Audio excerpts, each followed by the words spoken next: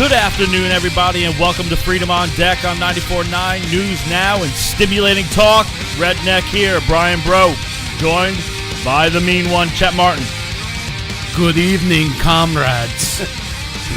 And the fearless one, CV Berton. Freedom on Deck, blunt force reality. Let's go. Oh, yeah. We've had, I would say, an interesting week. Yeah. Very interesting week. But before we get into that, why don't you tell us who's coming on, Chet? We have a huge, fantastic show coming by first. We got Dan Newmeyer. We had a little mishap last week where he couldn't come on, but we're going to be talking all things Trump.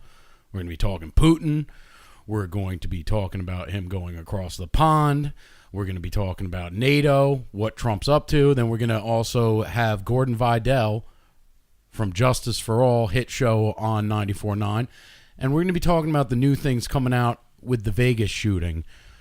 MGM's actually suing the families of the victims of the Vegas nightmare. I think it's disgusting. And we're mainly going to be talking about that. We'll get a little conspiratorial too, but we're mainly going to stick with MGM suing the families. And then we have Francesca Amato-Banfield from Punished for Protecting coming with us too, and this is her two-part interview that she was on with us this was last month. And basically we're going to be talking about the family courts, you know, how they kind of set this up with the children being put into the wrong homes when taken away from the right homes. So right, it's going to be interesting. Now, you know, it's funny you were talking a little bit about you know, the Putin thing and all that stuff. Did you hear that Trump came out and explained what he was talking about with Putin in his meeting? Yeah. Yeah. Golfing and his grandchildren. Right. Yes. It was amazing. Yeah. They were going to get on a plane together, but they didn't have time. That didn't work out. No. Yeah. They could. It was conflict of scheduling, you know. I demand answers. Yeah. But anyway, this one is actually interesting. Top Democrat candidate gave millions to groups advocating for taxing families to the hilt, in his own words, for irresponsible breeding. This guy is running for Congress in the great state of Pennsylvania. His name is Scott Wallace. He's a liberal millionaire candidate running in Pennsylvania. Has given millions of dollars to so-called population control groups.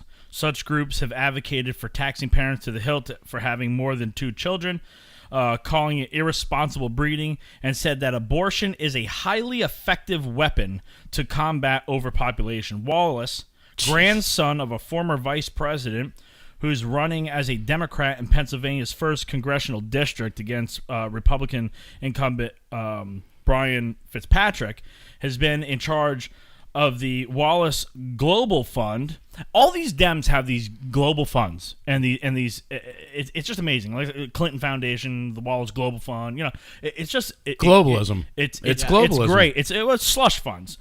And for the last 2 decades, that gave out nearly $7 million to population control groups since 1997. Population control. Yep. That sounds very Nazi-esque. Oh yeah, Zero Population Growth, or ZPG, is an organization, was among the organizations that received the money from the fund. According to public record, it received $420,000 between 1997 and 2003. And like when you start going into this, I mean, it's really sick. The group, shortly after being founded in 1968, okay, released a brochure advocating abortion to stabilize population growth and claimed that no responsible family would have more than 2 children. And that it would tax them and all this other stuff and whatnot. And it also blamed the overpopulation on the white middle class that used up more than their fair share of resources and do more than their share of polluting, and urged them to voluntarily limit their families to 2 children. And you could read the article yourself. We'll post it up on Freedom on Deck. It really gets deep into a lot of things. That this guy is part of some really sick, twisted stuff, and it's just crazy. You know, I find it interesting that they say that it's the white middle class that are creating more polluters when they have children at birth. Well, that's just sucking up all the resources. Well, that's just not true because, you know, I hate to say it like this, but when you're bringing in third worlders by the masses and they're pumping out babies like jackrabbits, you ever see some of these day workers and the way they throw garbage around like they don't care, and basically they don't see the things the way a nice tree hugger sees them. Let's put it that way. They come to your country and they caca all over your land.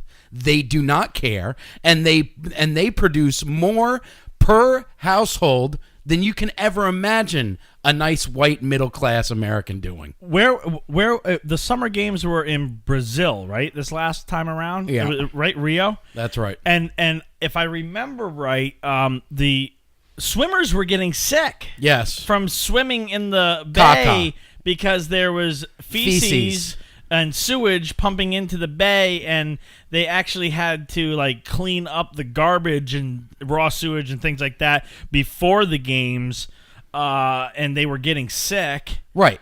And they had pictures of canals and channels that were completely covered with floating garbage. CV, it's the same third worlders that trash our planet that these tree huggers on the Democrat side of the aisle say that we should bring in with open arms. They're the ones that, if you look per capita throughout the world, are the great polluters. And not only that, but what is their doctrine? Agenda? Was it Agenda 51? What is it called?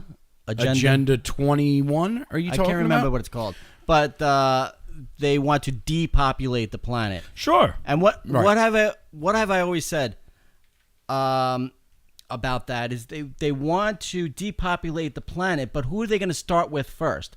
They're going to start with people like you and I. They're going to start with patriots. They're going to start with Christians. And right here, they admit it. They say, you know, white middle class, you know, are responsible for right, like we're monsters. Well, it's great because this Wallace Global Fund for decades has been a leader in helping women gain access to family planning. I love how they come under the guise of family planning. See, you're planning to not have a family. Yeah, that's what it is. That's what. See, but it doesn't sound so nice when you say family not planning. Right. Or not family planning. Right. Okay? So they come under the guise of family planning. And that the former co-chair, Scott Wallace, is proud of the work of grantees like Planned Parenthood in empowering women and protecting reproductive rights, and will stand up for Pennsylvanian women. Yeah. That's what he's looking to do. I would also like, and it goes further though. The revelations of the foundation donation come as Wallace faces continued criticism over past funding activities. The foundation reportedly donated hundreds of thousands of dollars to anti-Israel groups that support a boycott of the Jewish state. Mm-hmm. Local Democrat groups in the state in Pennsylvania expressed deep concerns about the donations, but have since endorsed Wallace after he renounced the donations made in the name of his family's fund. See, Hitler was also into depopulation, and he was starting with the Jews. So like Wallace. So he's part of anti-Jewish groups. Yes, he's part of anti-population groups. It's just funny how, you know, this is where we're going with things. And this is the platform that the Democrats are running on. Absolutely. Very disturbing, very disturbing. Listen, everybody come back to Freedom on Deck. There's a little bit of voter purge frenzy going on. This is reported by ABC News, but we're probably going to give you a little bit of a different look because this is Freedom on Deck. Come on back, and don't forget, stick around for the whole show. We got 3 great guests, and you don't want to miss anything.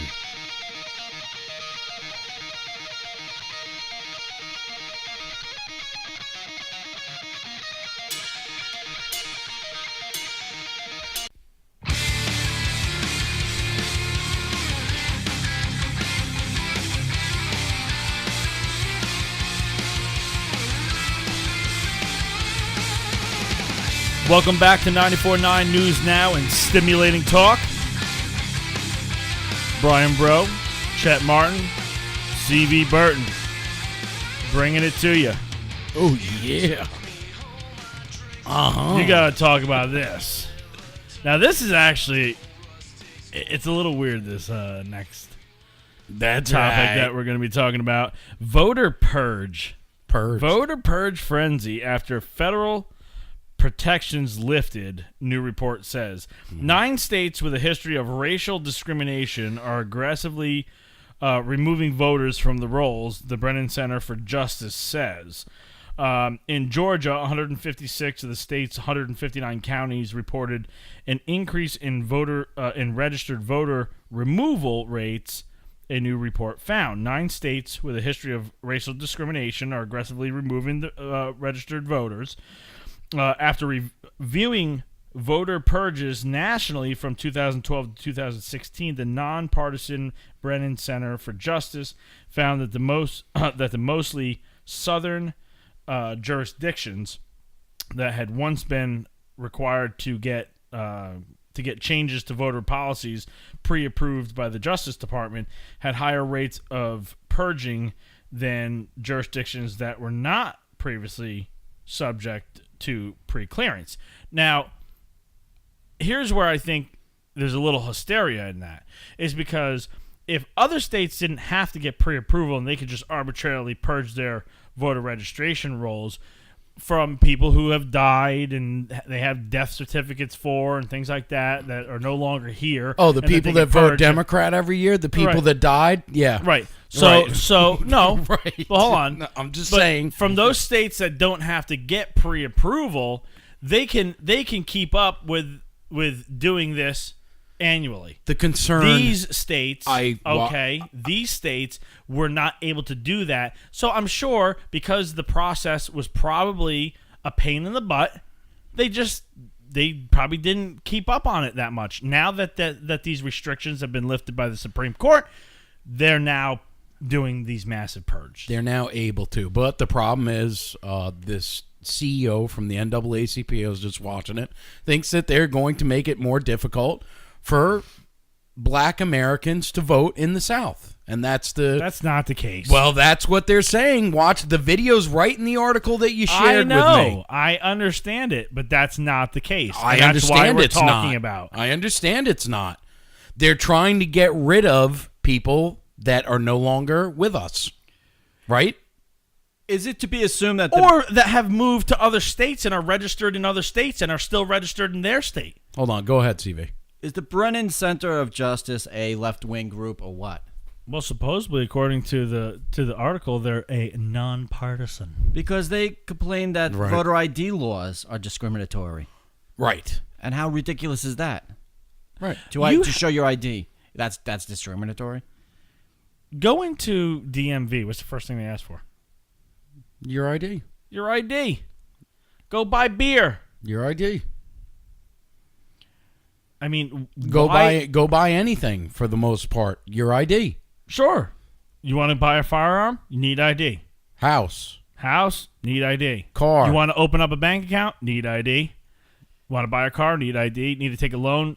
Need ID. You want to go cash a check at a check cashing place? You need ID. Well, that's a tricky one because a lot of these illegals go to these bodegas and do it, and we know that's happening. But, the point is to make the most important choice that a citizen of America can make, which is voting. You don't need ID? Well, apparently in California now, in San Francisco, they're letting illegals vote now. Yeah. And most of them have IDs because they're getting them handed out because of what Jerry Brown helped pass, in which an illegal can now have a photo ID and a driver's license. There's your foreign meddling in our elections right there. And who's colluding with them? The Democrats. That's right.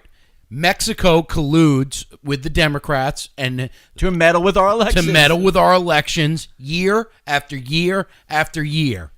Don't tell me they don't. Overtly. That's correct. Not placing Facebook ads, but voting. How many Russian spies are coming here and voting illegally? Tell me that. And it's a little bit coincidental that this 1965 law was struck down by the Supreme Court. That was the same year that they passed the Immigration and Naturalization Act, where they said 85% of all immigration has to come from third world countries and only 15 from European countries. Isn't that discriminatory right there? I think so. Thank you, Ted Kennedy. Yeah. Thank you. Thank the Kennedys for that one. They helped that one push through, Well, I'll tell you. Listen, I mean, if one person can get the Bible taken out of schools, why can't one person get these types of laws changed? This is our country. And yes, there ought to be people that have an opportunity to come here and have a better way of life, but do it the right way. Right. And it shouldn't be, like you said, these states where over in California that they can, circumvent the federal government and the federal laws that are already on the books. You cannot vote if you are not a citizen, period. And the fact that they're able to do this and that nothing's being done about it. The government is doing nothing. Congress, the Senate, nothing. The DOJ, nothing. Why aren't there federal funding being taken away 100%? You're going to allow people to vote that are illegal in your state, and you're going to allow them to vote in a national election in your state when you know that they're illegal? No, you don't get any federal funding. In fact, they ought to put some sort of, I don't know if you can sanction a state, but they should put some sort of penalty or something on them and until they turn this decision around. Because if they're going to do it, other states are going to follow suit. Well, this voter purge frenzy that we're talking about here is just another example of the left ginning up something that isn't actually occurring in order to push a narrative to proceed with their agenda, which is illegals voting. Yep. That's exactly what this is all about. It's not about taking voting rights away from anyone that's from the minority community that's already an established voter. That doesn't happen. You can get an ID, a picture ID, without being a driver, even if you're an elderly black woman that has no way to get down to the DMV. You are allowed by law to ask for permission with a letter to get your picture ID. So there are no excuses. That's a bunch of bull. This is a way for the communist agenda to get more illegal voters to come in and vote. And they throw shade on this to make it look like it's something that it's not. Bottom line. Yeah, you're absolutely right. I know I'm right. I know I'm right because that's what they've been doing for forever now. We got dead people voting, people that don't exist, false Social Security voting. Give me a break. This is a Democrat institute in which they put forth a radical idea for non-citizens to vote in our elections. Yeah. And they still couldn't beat Trump. False narrative after false narrative after false narrative. Because here's the thing. Because they aren't taking in consideration that certain amount of those illegals are actually going to vote conservative. There are, in the Central American countries, highly Christian. They do have Christian values, some of those people that are coming over here. And they are not going to see it the Democrat way. Unfortunately, the mass majority of them want the freebies, and that's why they're going to vote Democrat. That's why. It has nothing to do with their religious beliefs or anything like that. But listen, guys, we do have to cut it short because we only have 40 seconds to go. And right now we have Gordon Videll coming on. He is from Justice for All, the hit show on 94.9. We're going to be talking about the families from the Vegas shooting, the victims' families, that are being sued by the MGM Grand. Unbelievable. Come back to Freedom on Deck.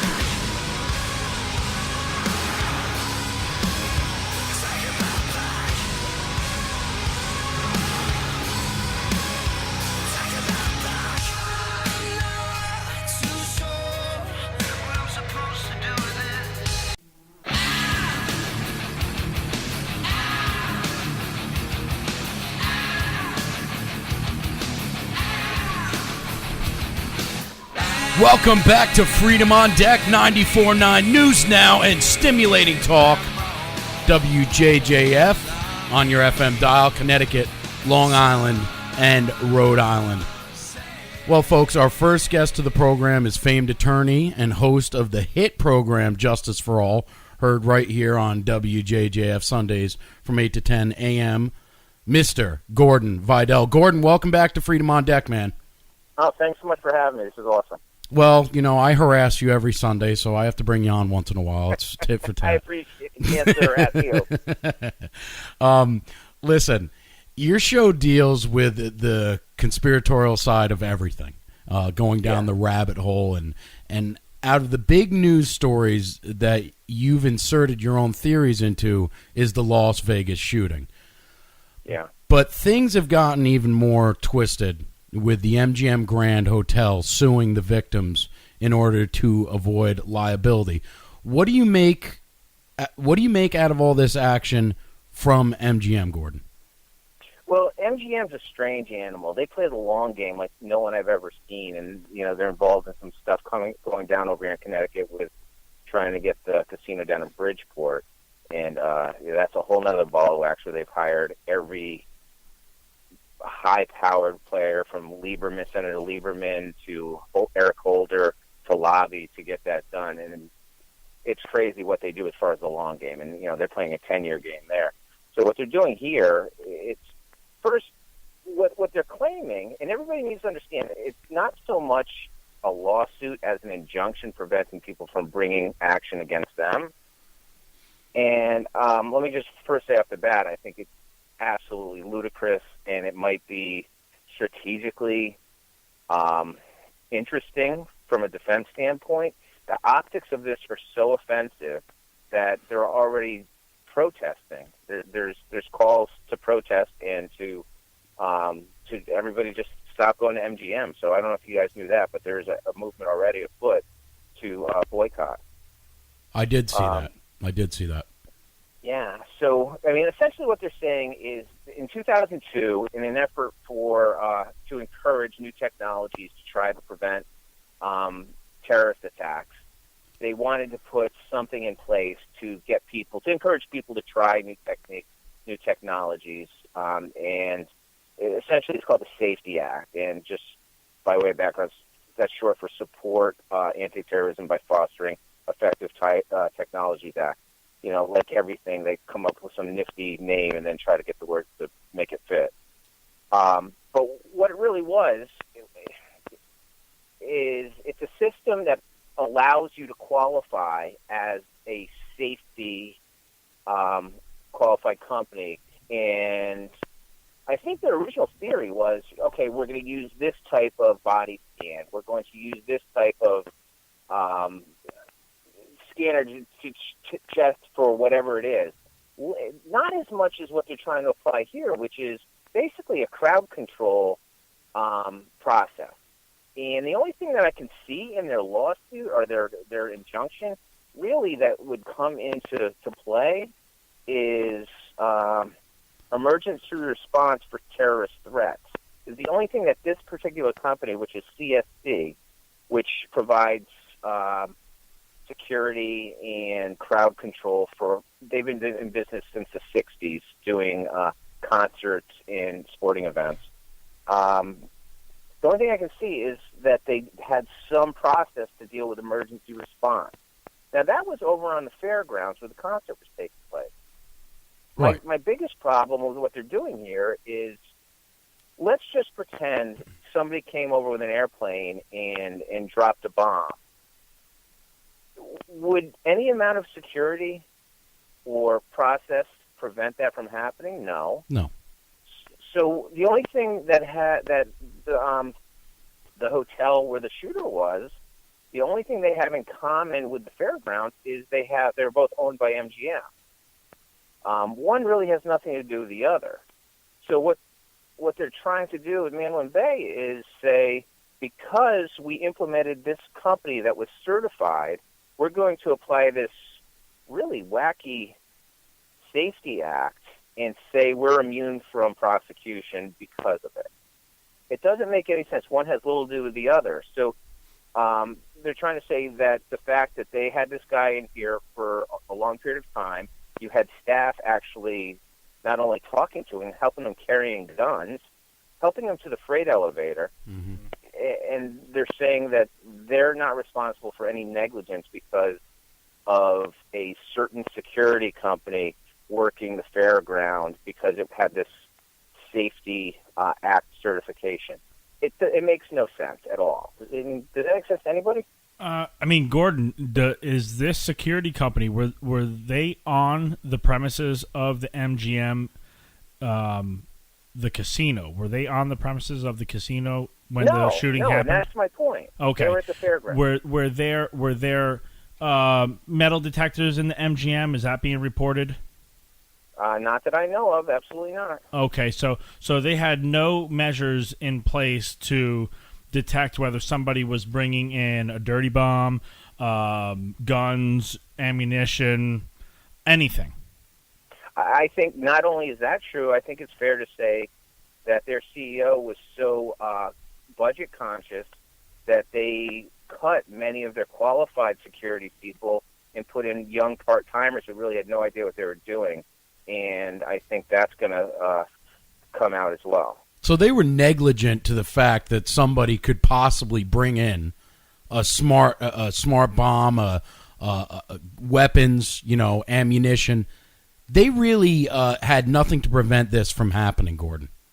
I don't think they did. But, I mean, honestly, it could have happened at any hotel. It just so happens they were both owned by the same place. And I'm guessing, we've been talking about a video a little bit off air, and it's very possible there was some type of triangulation here, and there was multiple shooters. I think all evidence points towards that, including scanner transcripts, police scanner transcripts.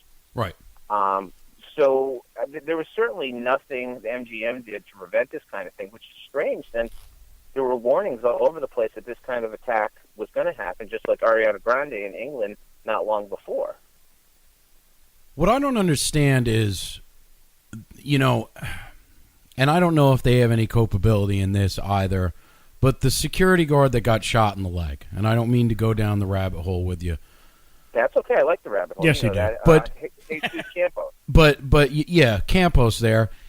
Over 200 shots fired through this hallway. He gets one bullet hole in the leg. He appears on Ellen DeGeneres, and now he's out of the country.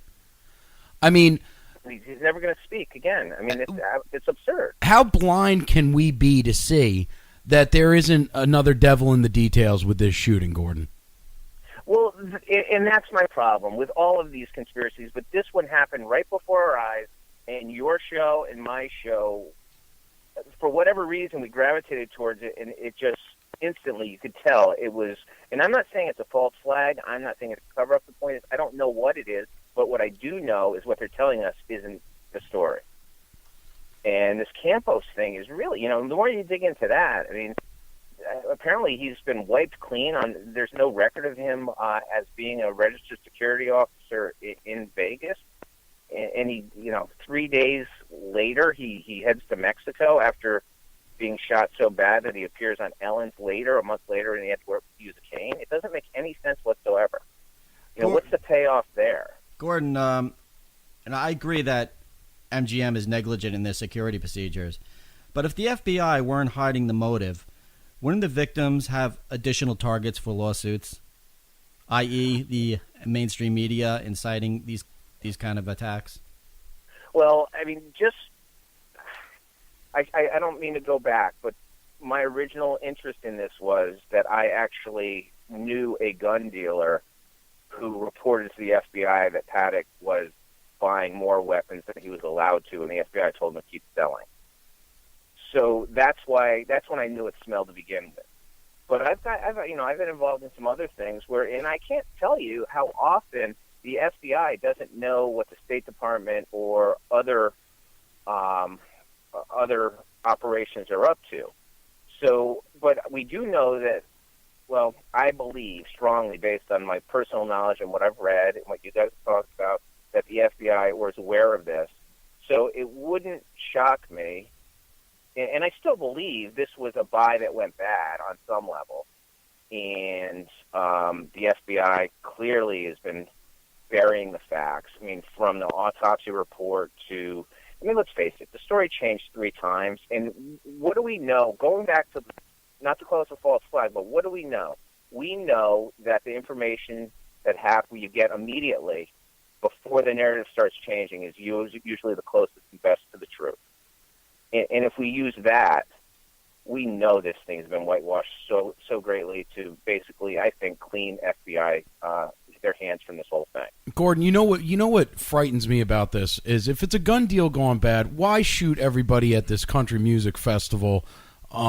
Because it seems like there was a target against these people for a certain reason, and I would think the reason that this happened to these people is because of the type of individuals that would attend a country music festival, i.e. a patriot, i.e. somebody that, that voted for Trump.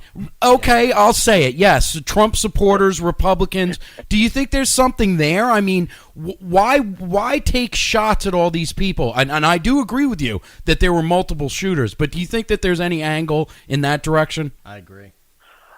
Honestly, I don't, because, and I believe there's a lot to these mass shootings, schools in particular. I think there's more there than meets the eye. I don't think you're going to get the same type of press, and we've seen it. There hasn't been a whole lot of press other than, about this, where if you look at a school shooting, the movements and the actions are so much greater. I mean, it's possible. It's possible because we know what the end game is for these guys to take the guns. We do know that, but I still tend to believe that it was a deal went bad. They needed a distraction. I mean, if it was meant to be a shooting like that, why do you need so many weapons? Don't you just need more magazines and a couple of weapons? What worries me, Gordon, is I looked up the brother of this guy who ended up being a pedophile. He got busted for pedophilia. He's an insane leftist.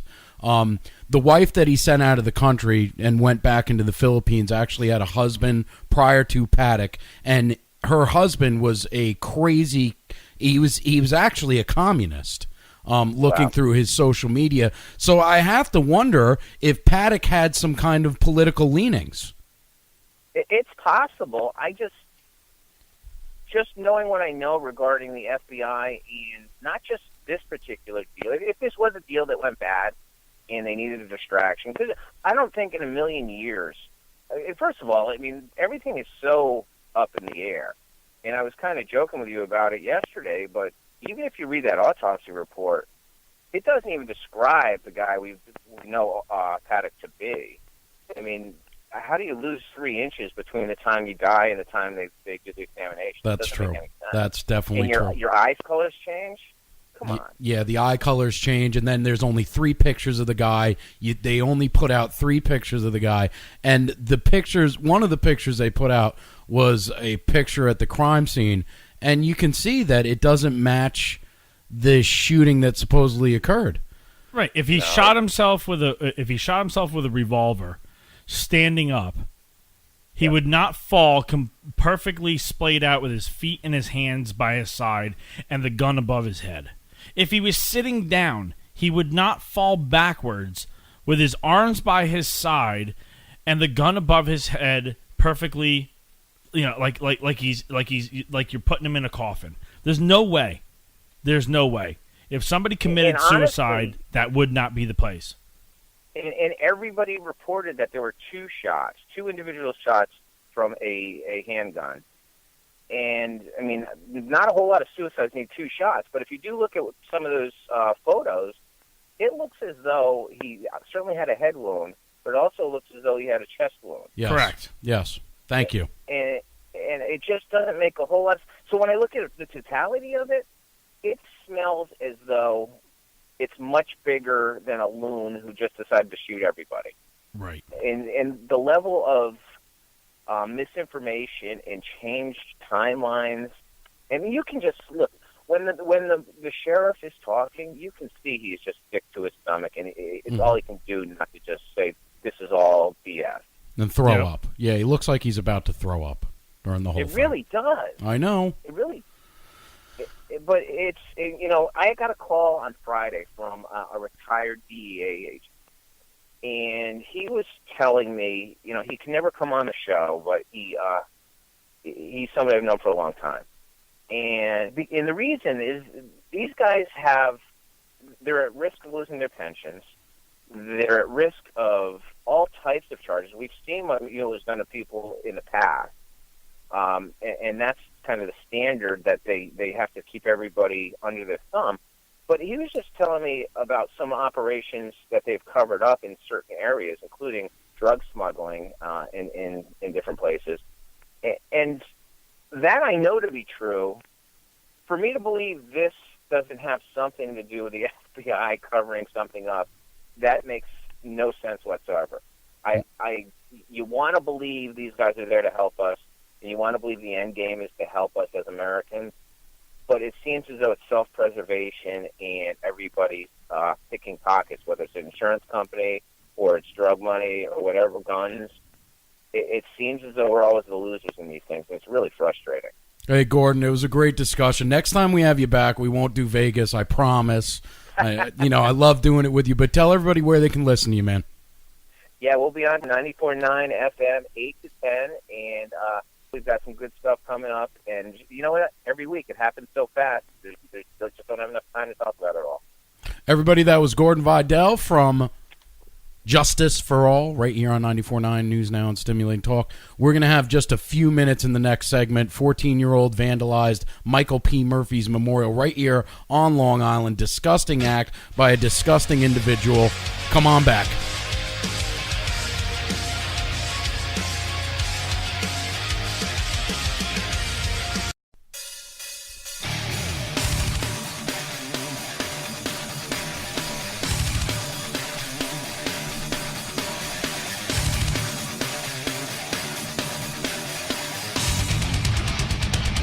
Welcome back to Freedom on Deck, 94.9 News Now and Stimulating Talk, WJJF. Oh, this music wants to... Oh, it pumps me up for this. Pumps me up for this topic. Some little piece of garbage. I'm sure his parents raised him well. Vandalized Naval SEAL Michael P. Murphy's memorial. Now, for those of you out there that don't know who Michael P. Murphy is, Michael P. Murphy gave his life in service to this country in the Kush Mountains of Afghanistan and died June 28th, 2005. He was given the Medal of Honor posthumously. And his team was scouting Ahmad Shah, the terrorist leader of a guerrilla group aligned with the Taliban, when they were spotted by locals. An estimated 50 enemy combatants attacked the SEALs from three sides, pushing the team further into a deep ravine. Approximately 45 minutes into a gun battle, the team was pinned down, and each member was severely wounded.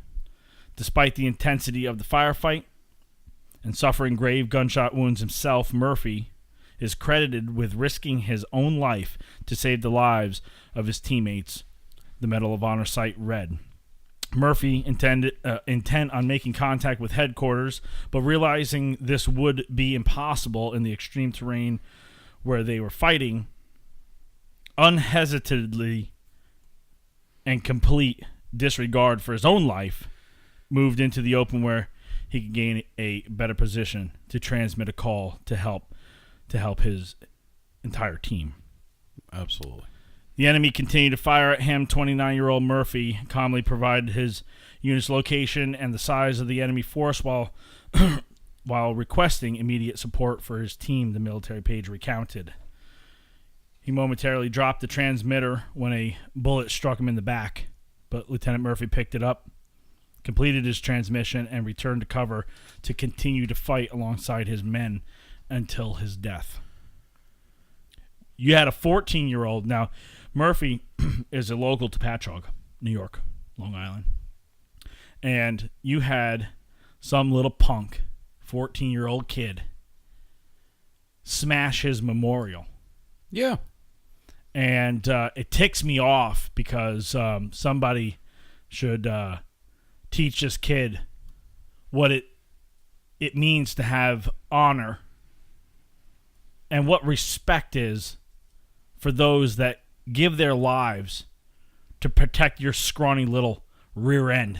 Well, we have so many chinless wonders in this country that don't know what the men and women in arms do to protect our freedoms. They have no freaking clue. And CV brought up a good point in the beginning of the show when we were kind of touching on this. If you don't like a plaque or a statue, break it.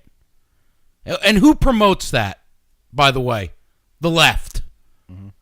If you don't like it, break it. And they're protecting this kid's name, which, I don't really have a problem with that because he's a 14-year-old kid, and I don't want anyone going after him and killing him or anything like that. I tell you what, if I was his dad, he wouldn't be able to sit for a month. Well, it was the parents that turned him in. CPS, he would be calling CPS on It was the parents that turned him in, and good for them. But, it just shows you the disconnect with this generation and the men and women that sacrifice everything so that we can be free. This is an embarrassing story. This is embarrassing that this happened in my community. I'm ashamed. I'm ashamed that I have so many liberals living around me and so many, as I said before, chinless wonders like this little puke that are willing to go up to a memorial in which a man sacrificed his life for country in order to give you the right to protest or to give you the right to walk the streets free. You got the guts to do that? I guarantee you wouldn't have the guts to do it if Michael P. Murphy had been alive. They should make him. If his parents, if they really want to teach him a lesson, make him sit down and watch Lone Survivor. Make him watch that movie and see what those men. Now that's just a depiction. Now they went based off his account and. Of the events, obviously everyone in his unit died except for him. That's why it's called Lone Survivor. Uh-huh. But they ought to make him watch that movie maybe 2 or 3 times in a row until he gets it through his head of what men and women sacrifice for this country. Take this little punk and put him in a jail cell with, I don't know, maybe a reformed criminal that knows what he did, that's willing to teach kids like this. There are plenty of jails that do programs like this. Let him get the help that he needs so that he understands what he did. Now, listen, we're going to come back. We have a second guest to the program, Francesca Banfield from Punished for Protecting. That's her book. And she also has Punished for Protecting Television and Punished for Protecting News. And this is her second time on the program. And we're going to be getting back into the family courts and the absolute shame that is going on in the family courts. Come back to Freedom on Deck.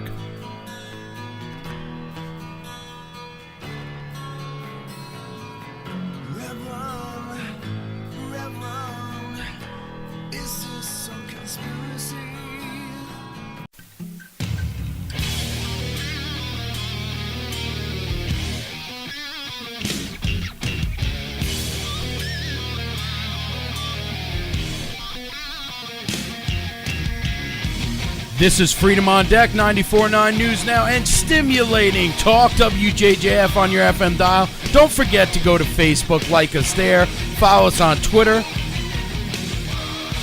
subscribe to our BitChute, subscribe to our YouTube channel, and there you can listen to our midweek podcast, and you can listen to every show that we have to offer you right here on 94.9 News Now and Stimulating Talk. It's a great place to go. Please support us, folks. We need the support. There's a lot of shadow banning from the left going on, as you know. We'd like to welcome back to the program author of the national best-selling book, Punished for Protecting, and host of Punished for Protecting Television, Francesca Amato-Banfield. Welcome back to Freedom on Deck, Fran. Oh, thank you so much for having me back. I really appreciate it. Now, remind our listeners from Long Island the channel where they can find Punished for Protecting TV. Okay, they can they can watch it on the YouTube channel, Punished for Protecting. And in Long Island, it airs on PATV Long Island. Excellent, excellent. So everybody make sure that you check Fran out with all the great work she does with all the families in Long Island. Now, Francesca, last time you were on with us, we discussed your case with your son that went through the corrupted family courts in your book, but you also help so many other victims of the family courts on a daily basis. Let's talk about that. What kind of stories have you came across while on your mission for truth? You know, my mind blows every day now. I cannot get over what these judges are doing. The one particular judge that I dealt with specifically in Ulster County, which is we call him Dishonorable Judge McGinty, that did what he did to my family. I have a lawsuit against with 3 other mothers, one being a psychotherapist, licensed social worker, who's been deemed an expert, I think, about 67 times in New York City family court. And up here in Ulster County, she's just been brutally harassed. And I've been getting an overwhelming response of victims of his this week. Matter of fact, we're going to be meeting with them this Wednesday evening. But he's one of many. It's just sad to say. Like, when you look at one judge, you think, wow, this guy is awfully corrupt and how wicked, and how can he make these decisions, and how can he do this to families? You find out that, he's one of many. And they're, female judges, male judges. It's just absolutely mind-blowing every day what I'm witnessing as I'm court watching. Their actions, their demeanor, their decisions, it's like a game with them. I watched this man the other day, actually, in court. I have a confidential case right now that's happening, and I went and witnessed him brutally attack the entire family, and the attorneys did wonderful. I actually saw 3 attorneys, one for the mother, one for the father, one for one of the children, and this family is a loving family that loves each other, a married, happy family. And there's reasons they attack this family. I can't say too much about this case right away. I will in a few weeks. It'll come public. But because the attorneys actually fought vehemently for their clients, this family wants to be together, he punished all of them. He punished one of the attorneys that had surgery the next day, making him come back. He punished another attorney who was ready to leave for vacation, forcing her to not go, and punished the entire family. I witnessed it. I can't even tell you. When I say I believe they're subhuman, I really, really mean that there's something subhuman about these people in this judicial capacity. I agree with you, and this comes to a former guest that we had on, and it's a guest I want to hook you up with, Francesca. A few months ago, we had Tim Hotham. His brother Rod Hotham went missing while on his way to expose pedophiles in the Maine State Police and also political figures. He was on his way to the DA of Maine, and this was in the early 1980s. He went missing, and I can get into the case with you, but does something like that surprise you, that would happen? It doesn't. And, I want to say, you always remain humble through this, because I have times when I go into court and I court watching the judges pull themselves together, okay, because they know what I do and they know that I'm going to expose them. But then you have it where they literally raise their ugly heads. I think they're capable of anything.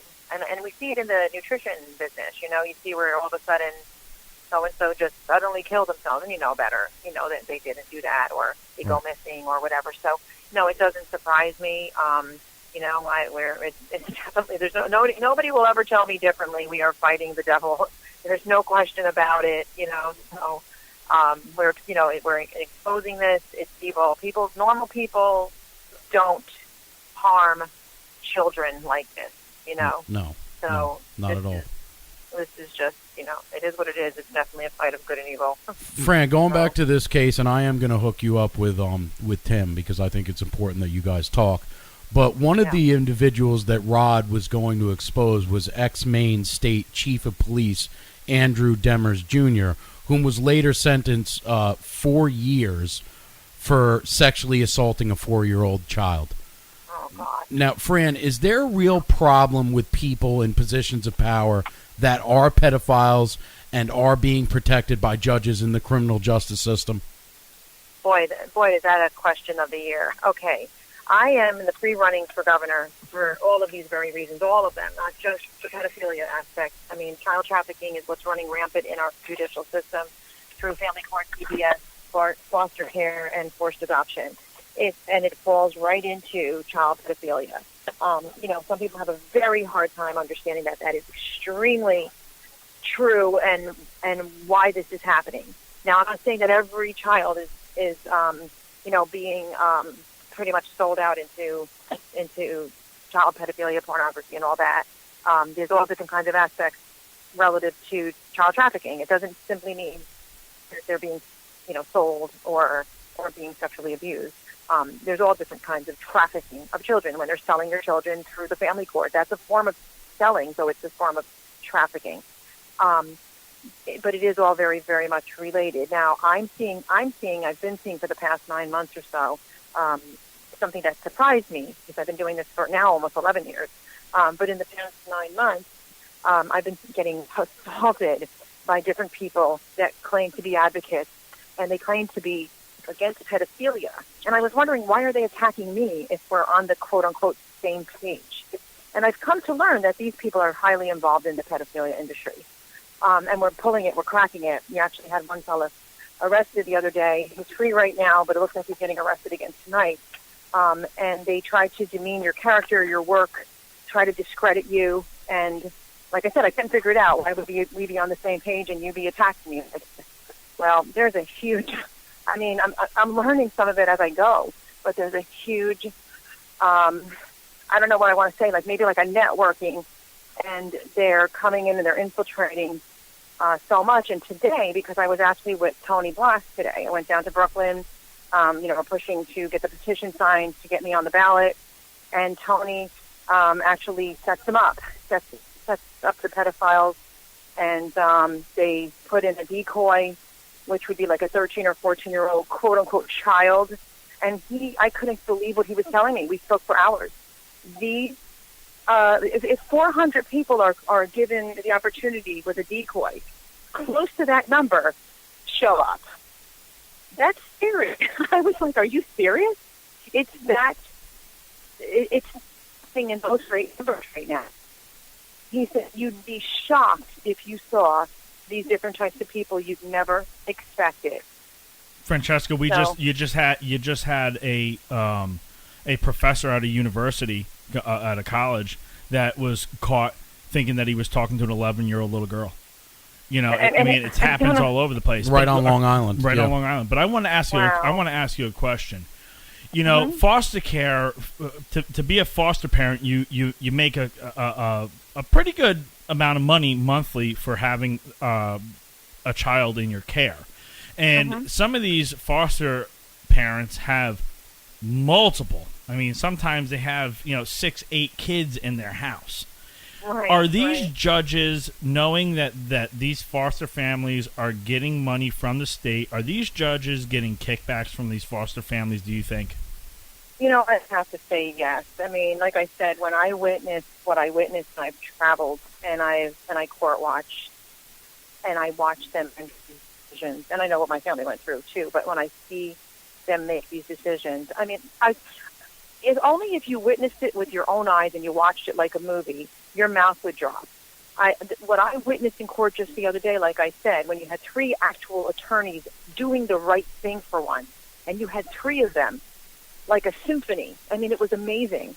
Bullets of truth were coming out about how detrimental it is for the kids and how the room was crying. The 17-year-old was on the stand. She was a powerhouse, how she loved her father and how this was hurting her, the 5-year-old and the 14-year-old. And all there was an outpouring of their love for their family and how detrimental this was. And then the social research was coming out. Everything that I talk about, I was blown. I was like, wow, these attorneys didn't speak this way last year. They're speaking my language. And that judge, cold stone-faced, just assaulted them all and used his authority, his horrific false authority, to abuse everybody in that room. The attorneys for defending properly, and then the whole family. There has to be, there can't be any other answer as to why somebody would do this other than the fact that they're getting kickbacks. That they love money so much that nobody's life matters. Nobody matters. Nobody's respected. It doesn't matter if you're an attorney, a police officer. It doesn't matter. It doesn't matter. So I'd have to say yes. I can't imagine it. This is something that's illogical to the human thinking mind, that anybody would act this way and make orders like this for any other reason than kickbacks, financial gain, you know. We have Francesca Amato-Banfield. She's the author of Punished for Protecting, host of Punished for Protecting TV, and she's also running for the governor in New York. Francesca, we didn't get to talk about that. You're running for governor. Let's talk about it. Are you on the ticket yet? And what can people do to check this out? Let me make that very clear.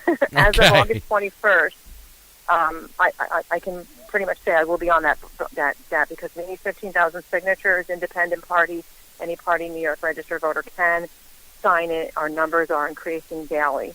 So by August 21st, when I file, my big mouth gets to talk about this everywhere, all over the state of New York. Absolutely. And I have such a plan in mind. What I want to say I'm very excited about is, I've been up and down the state already, and I've been speaking, and I've had speaking engagements already all over, and plus my own platform. And people that were voting, that decided already they were going to vote for whoever, when I started to talk to them, signed the petition.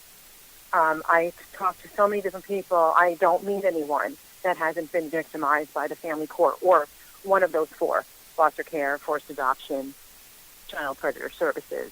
So it doesn't matter what political party they are or aren't. They don't want this anymore. And they want somebody in there that's going to literally take the axe to the root of this industry. And that's my goal.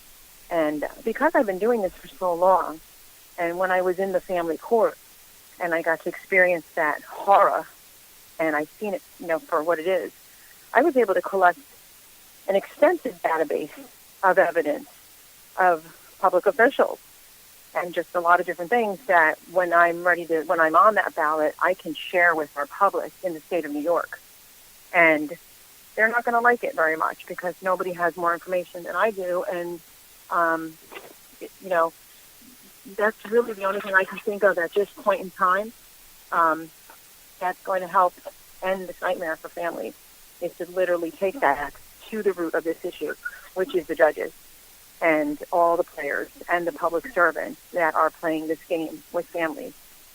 So, well, Francesca, thank you so much for being on with us. Tell everybody where they can go and check you out and where they can go and get your book, please. Okay, so if they want the book or to know all about all the work that we do, they can go to my website at Punished, the number 4, beingaparent.com. The website has pages of facts and just a wealth of years of knowledge put together, as well as help. And if they're interested, if they are a New York State registered voter and they're interested in helping this campaign in any way, or even just getting their name on that petition for me, they can email me at gov.ny for New York .vote Amato, AMATO, @gmail.com. And that would be very helpful.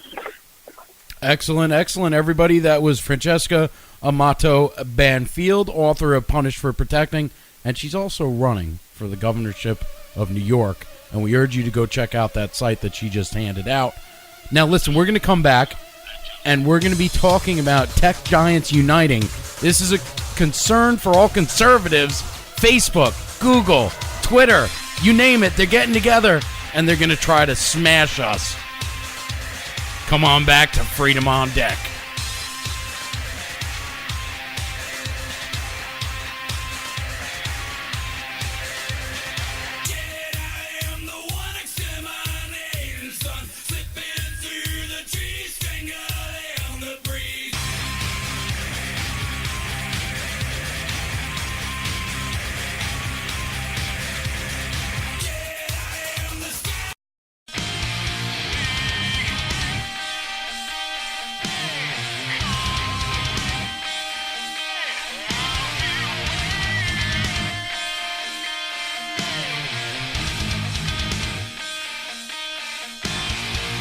Welcome back to Freedom on Deck, 94.9 News Now and stimulating talk. WJJF. The tech giants are coming, ladies and gentlemen. They are coming for it because they are going to be sharing every single thing that you do with each other. They're going to be telling one another, Twitter to Facebook, Facebook over to everything under the sun. Don't be downloading any dirty pictures onto your phone, believe me. Google's going to be in on it. Snapchat's in on it. Yep. Microsoft's in on it. Facebook, Twitter. All of them. There's a couple in here that I didn't even remember. The Milk and Smug Mug. Never even heard of those two. But they're all getting together, and what they're going to try to accomplish across all their platforms is that if you share something on Facebook, boom, that data is shared to Twitter. Now, it won't be posted in Twitter, but it'll just be shared with Twitter. So the problem that I have with this is that if I share something with Facebook, that's my prerogative to share it with Facebook. I may not be a Twitter user. I may not be a Smug Mug user. Okay? And I have the right to share my data and my pictures and my information with who I want. So if I'm sharing it on Facebook, that's for me to share on Facebook. That's not for Facebook to take and share that with whoever they want. Right on, but Facebook is telling you right now, hey, we're sharing our information with everybody. They're letting you know. So where do you go and what do you do from here?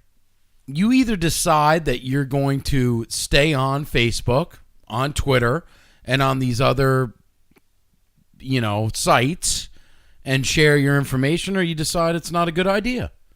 Or you curtail what you're showing on Facebook. I like what CV does. He has a picture that doesn't really show him. He's able to show his political leanings, and he's able to have like a business on the other side. Yeah, have a business on the other side. That's what I'm starting to think of doing, because I want to be able to contribute to Freedom on Deck on Facebook without having to worry about somebody stealing the information of my children. Yeah. But here's my concern is they want to get together and merge, and they're calling it The Verge, but I call it The Purge, because if Facebook doesn't like somebody, right away, Twitter's not going to like somebody, Google's not going to like somebody, and they're going to purge any conservative voices. Yeah, I think that's exactly what they're trying to do. It's a good point, but we do have to get off quick. This was a quick one. We have Dan Newmeyer coming on next from the Dan Newmeyer Show, and we're going to be talking about Bear Brass Trump, Putin, and everything Trump-orientated. Come on back to Freedom on Deck.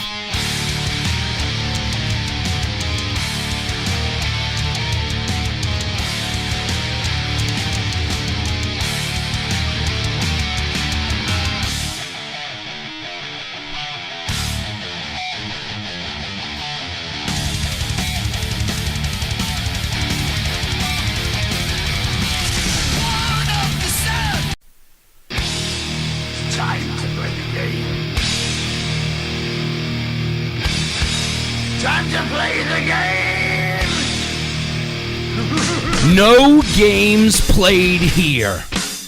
This is Freedom on Deck, 94.9 News Now, and Stimulating Talk. WJJF on your FM dial, that's right. Chet Martin, Brian Breault, CV Berton. Keep the dial right here. You don't want to go anywhere, because we are going to bring on the final guest of the day. He has his own show on WJJF. All of you know it by now. It's called The Dan Newmeyer Show, heard from 10 to 12 every Sunday. Mr. Dan Newmeyer. Dan, welcome back to Freedom on Deck, sir. Well, it's great to be with you guys, and I love to be off my chain on the Freedom on Deck Show. Well, that's why we bring you on here, so you can get out of the Dan Newmeyer Show and talk about some different things, because we know that... Let me loose. Because we know you were one of the earliest voices on the station to get behind then-candidate Donald J. Trump. As a matter of fact, I remember you put your support behind him as soon as he entered the race. So I wanted to discuss some of the great things that our president has been up to. Now, first of all, Dan, we got to talk about Trump's meeting with Putin in Helsinki. The left throws a fit, even though Obama made a flawed deal with Iran in which they mocked us, Iran did. Media said nothing. Went to a baseball game in Cuba, Obama did, with Castro, and did the wave. Media said nothing. Dead silence. Dan, I have to think that the only reason they're against the meeting with Vladimir Putin is because President Trump is the one meeting him. Would you say that's true? I would say that we have a serious problem with the media in this country, wouldn't you, Chet? I would agree. And I would also say that if Donald Trump and Vladimir Putin helped save us from Hillary Clinton, then I'm all for it. I would agree with that too. I don't think that anybody should be messing with anybody's elections, though it happens quite frequently with every single country in the world. Including ours. Including ours. We're out there messing around. And maybe we shouldn't be doing that. But the fact of the matter is that we have a problem with the socialists and the communists trying to take over this country. And we all need to get serious about saving America for what it was intended for when we fought the Revolutionary War against the British. Absolutely, and it's a good point that you bring up, Dan. And another thing that I wanted to ask you, the midterms are coming up, 2020 is around the corner. Democrats are running off the platform of higher taxes, open borders, abolish ICE, and of course the wonderful free stuff that you can get. You can ask Miss Cortez about that. She's from New York. Are they shooting themselves in the foot coming up for this midterm, Dan? Well, I would tend to think that we're all wise to this baloney now, right? Somebody has to pay for all of that. And we're sick of paying for it. And if you start to look around at how the country is turning around by every metric, whether it's by trade, whether it's by taking on North Korea or Russia or the European Union, who's been bleeding us dry on these stupid trade deals, it's about time for America to come first in any deals that we're doing. And if we want to be benevolent to a nation or to pick somebody up, we should be able to do that. But we are a nation state. We should remain a nation state. We should have borders, language, and culture. And it's time to start ratcheting that down, whether it's increasing our law enforcement, ejecting illegal aliens, and starting to get back to the rule of law, which we all agreed to abide by. Now, I'm all about if people want to change the law and they want to let more people into the country, fine. If they want to let less people into the country, but we need to abide by the rules that we have all agreed to. And that's the starting point for having a civilization, for having a culture, and having a country.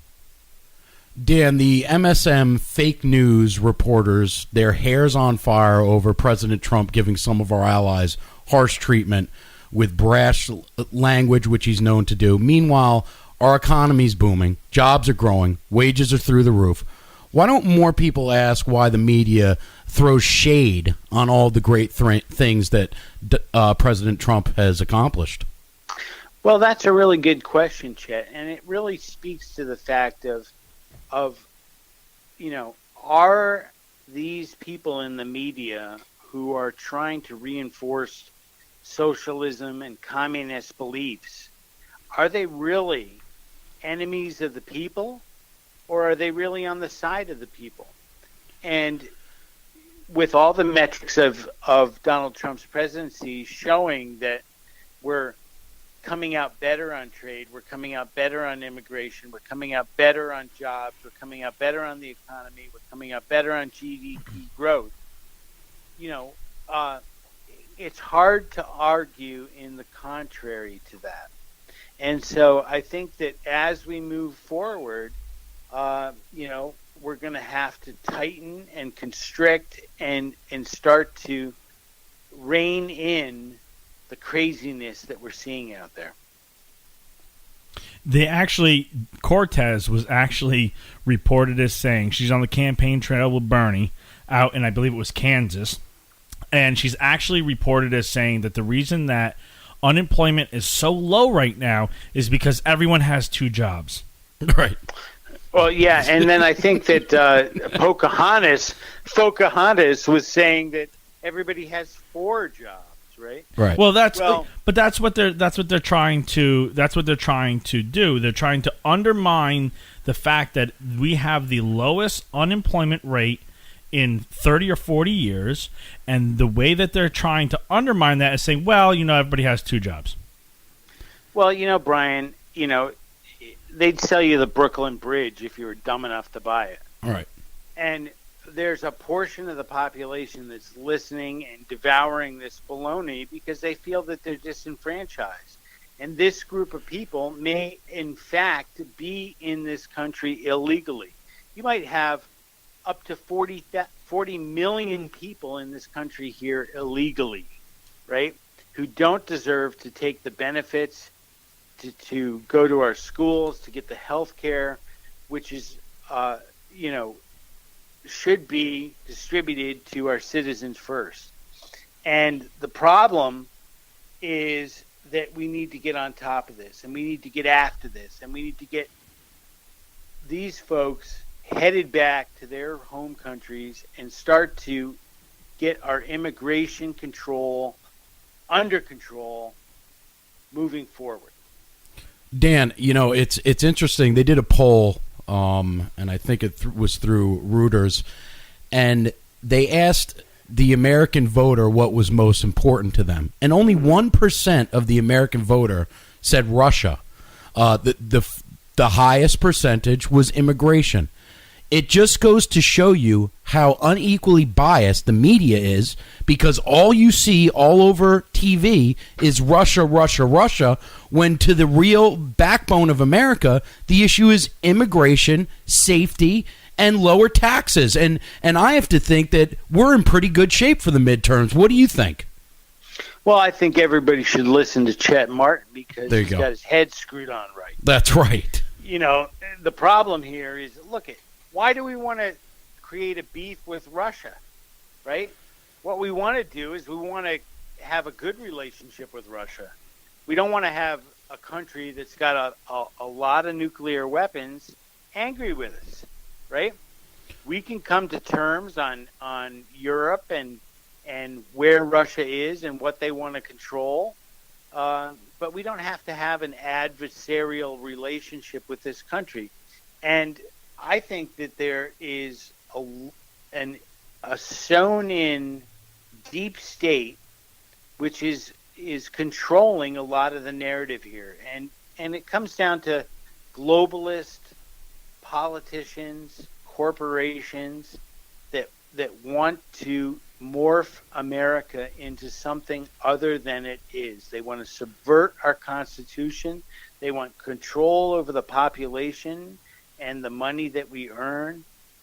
And it's time for America to stand up and take that back and get to doing what Americans do, which is living free with liberty and justice for all. Absolutely, and that's what we did when we elected this brave, proud American, Donald Trump. That's what we all did when we elected him. Now, has he done enough, or what would your grade be for Donald Trump as far as bringing the country back to prosperity? I'd give him an A+. There you go. There you go. Right? And I don't think that any of the baloney that the press is ginning up has any merit to it at all. And I think that most people that support Donald Trump and understand what the left is trying to do to us do either. So I think we need to forge forward, continue on with the Trump policies, and look at now they're ginning up all this stuff about, some payment to this person or that person for some Playboy bunny. It's all stuff we knew before. We don't have to even get into all that, and it pales in comparison to Bill Clinton's escapades and what he did when he was president. Raping people.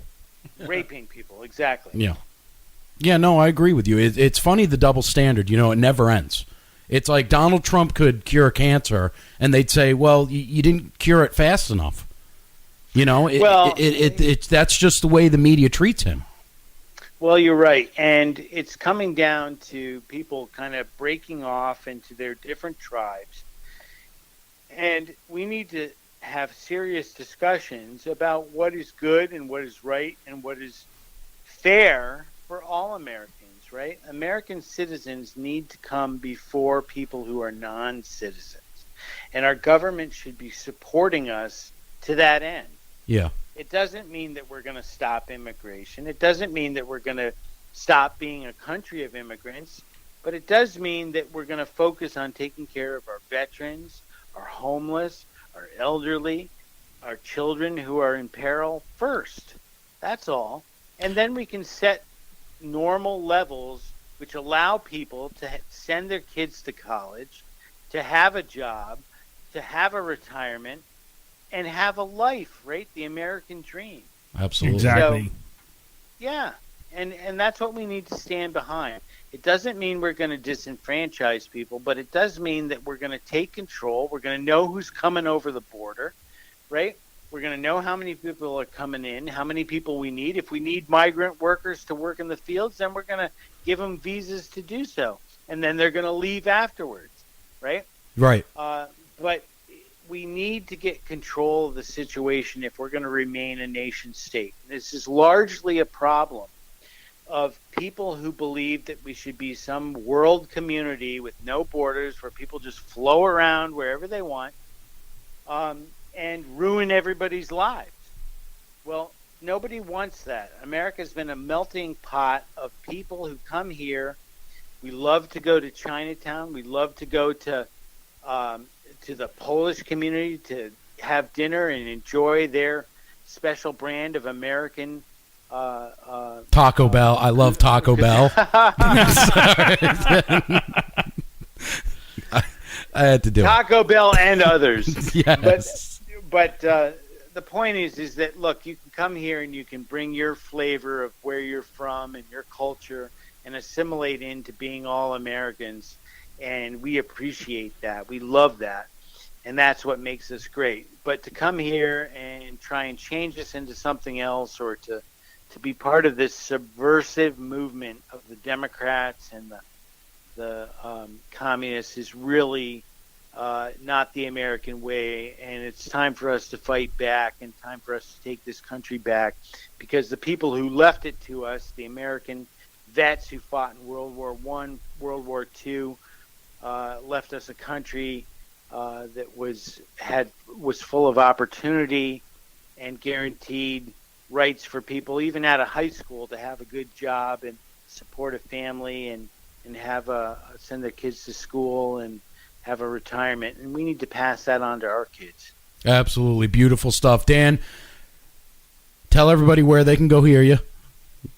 Well, you guys can drop by 10 to 12 on 94.9 HJY every Sunday and listen to the Dan Newmeyer Show and find out about what's going on in Connecticut politics. We have a primary coming up. There's a lot of stuff going on, and the lieutenant governor's race is shaping up to really define whether or not Republicans win in November. So that's a very interesting thing, and maybe I can come back and talk about that one of these days. Absolutely, absolutely. We need Republican wins everywhere, including in Connecticut, and that's why you need to listen to the Dan Newmeyer Show every Sunday from 10 to 12. Very important stuff there. Listen, we're going to come back. The media is attacking the Oath Keepers. Brian is an Oath Keeper, and guess what Yahoo thinks Brian is? Yahoo News says that Brian is a big racist. Come on back to Freedom on Deck.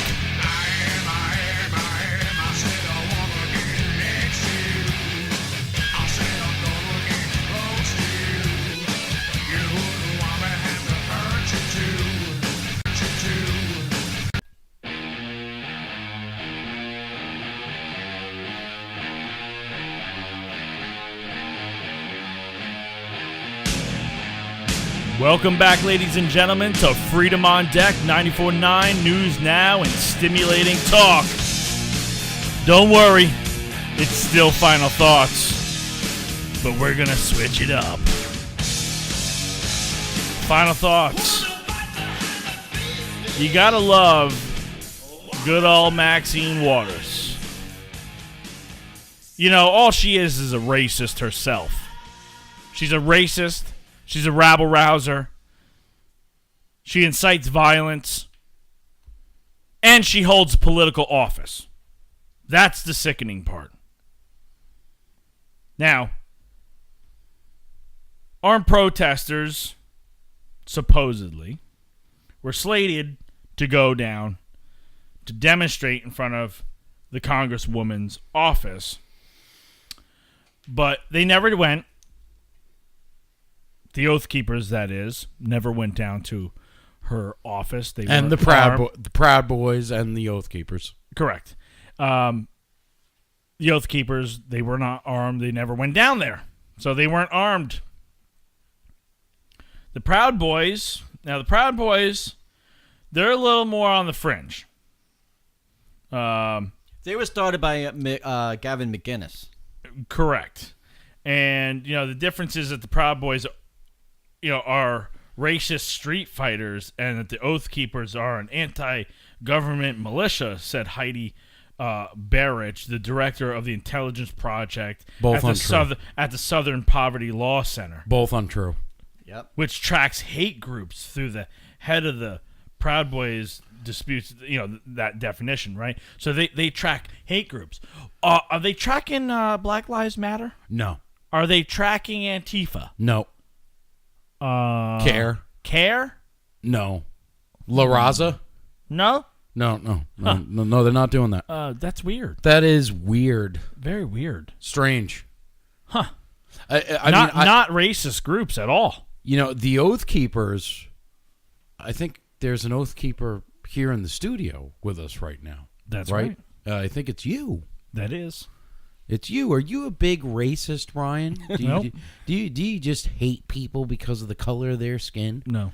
The thing Let that me tell happened, you something. You want to know something about the Oath Keepers? Let me tell you how I got involved in the Oath Keepers. So, back when all this stuff started going around, especially with Obama's last term, I saw the Oath Keepers go down to Ferguson, and I saw them stand between police officers and the violence that was being perpetrated. The thugs. Correct.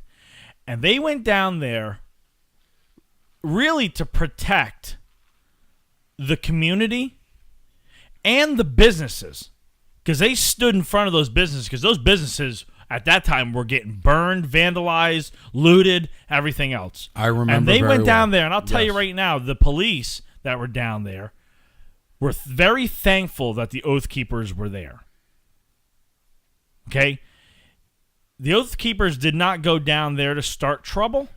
They went down there to keep their oath that they took when they became a police officer or when they entered the armed services of the United States or when they became an EMS worker or when they became a firefighter. They say that same oath across many different lines. And what are the key elements of that oath?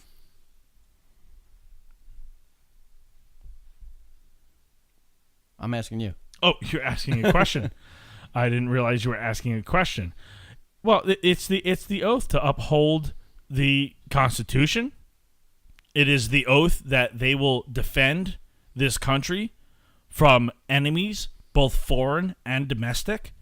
And when you have people that are burning down a city and you have civil unrest, these men and women, they hold that near and dear to their heart. They took that oath for a reason. And there's nothing about race in that oath whatsoever. I'll tell you this. I've known Brian for well over 10 years. Probably about 15 now. Yeah. And, he's the godfather of my son. And I sit by him every week, and I enjoy all the time that I spend with him. He is a God-fearing, patriotic American, and I am proud to be his friend. I'll tell you that. Proud to be yours. And I'll tell you this. When Yahoo puts out a statement saying racist street fighters and anti-government militia understanding the Oath Keepers, I take offense to that. Because the man that sits by me every week on this microphone is no racist. He's a God-fearing Republican, yes. A conservative, yes. A Trump supporter, yes. But he's a friend of mine. And he is no racist.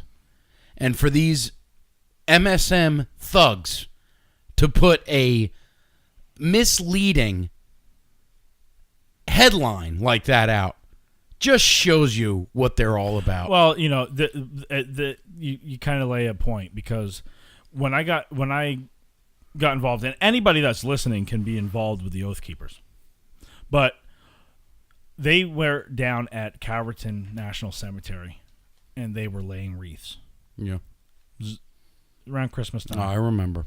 And I went down there and met up with those guys, and that was to watch them do that for all those veterans in that national cemetery. That showed me what they really were about. They're really about loving this country and the men and women who have fought and died for it. Can there be a class action suit to sue them for libel? Probably not. I don't think so. We're gonna come back next week because we have some really good guests. Julio Rivera from Newsmax, and also from Jihad Watch, Claire Lopez. Come on back to Freedom on Deck next week. Stick the dial to 94.9. Good day.